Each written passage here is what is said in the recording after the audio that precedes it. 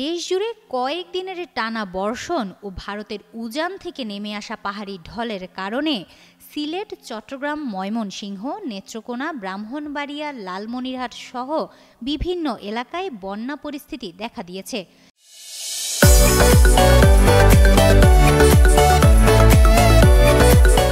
সিলেটের সুরমা, কুশিয়ারা ও মৌলভীবাজারের মনু নদী বিপদসীমার উপর দিয়ে প্রবাহিত হচ্ছে।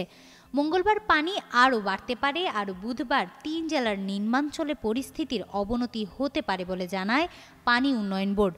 পূর্বাভাসে বলা হয়, সিলেট ও ময়মনসিংহ বিভাগের বেশ কিছু নদীর পানিও বিপদসীমা অতিক্রম করতে পারে।